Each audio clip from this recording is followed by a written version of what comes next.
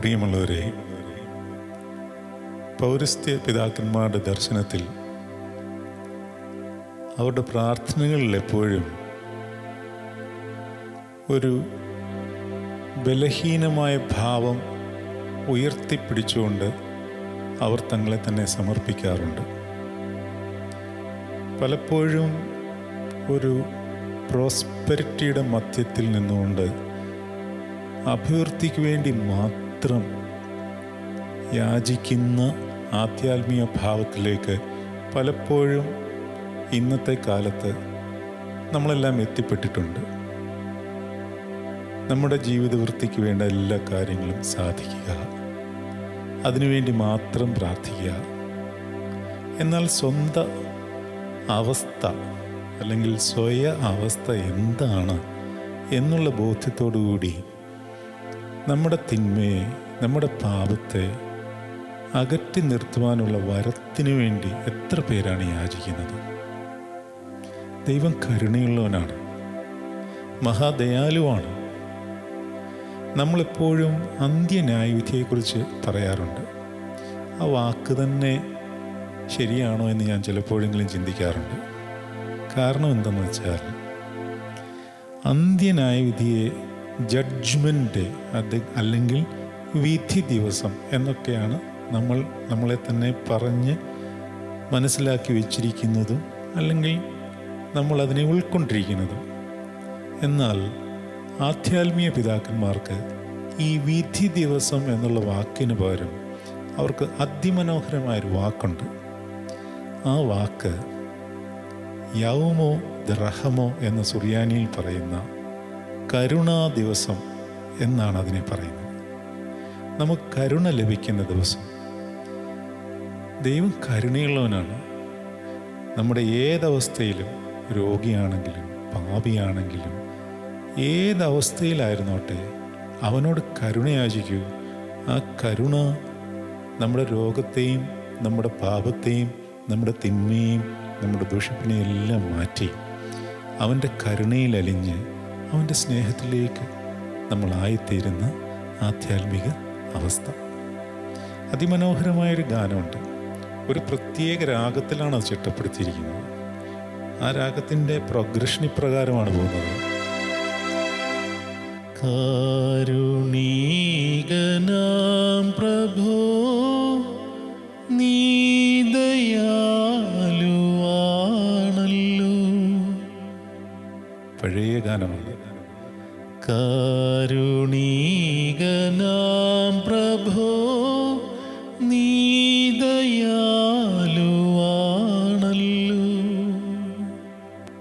ധ്യാനിച്ചുകൊണ്ട് നമുക്ക് ശ്രവിക്കാം.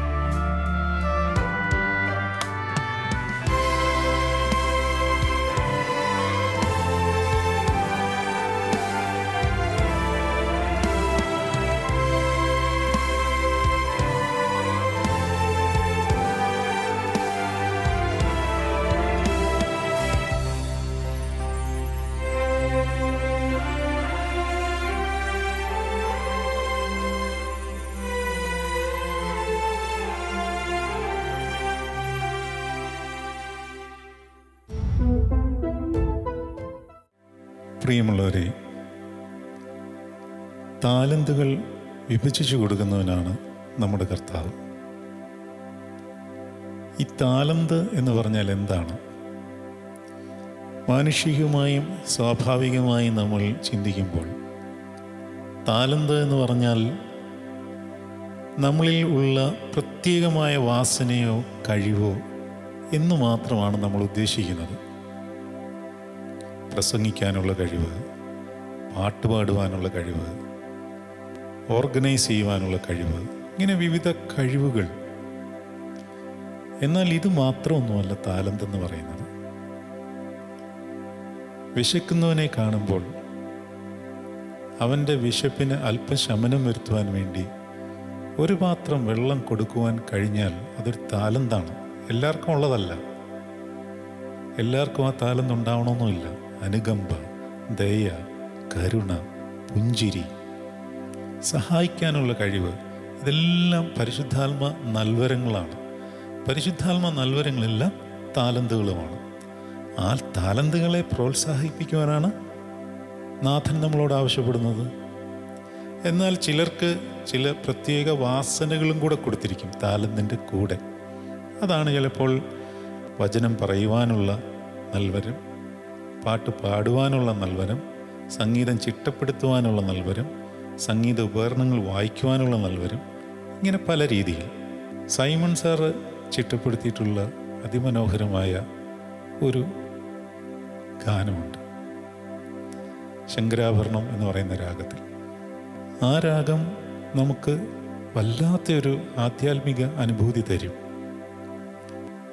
ആ രീതിയിൽ ആ രാഗത്തെ കൊണ്ടുവരിക എന്ന് പറയുന്നത് അല്പം ദുർഘടം പിടിച്ച പരിപാടി തന്നെയാണ്. ആ രാഗത്തിൻ്റെ ഒരു ചിട്ട ഇപ്രകാരമാണ്: സ പ പ മഗരി ഗമ പ ഗമ പദ പ മ പദ നി സ നി സ നി സ ഗരി സ നി സ രി ഗ മ ഗരി സ നി പ നി സ രി സ മ പദ പ മ ഗരി സ നി സ പഹി മാം ദേവദേവ. നമുക്ക് ശ്രവിക്കാം.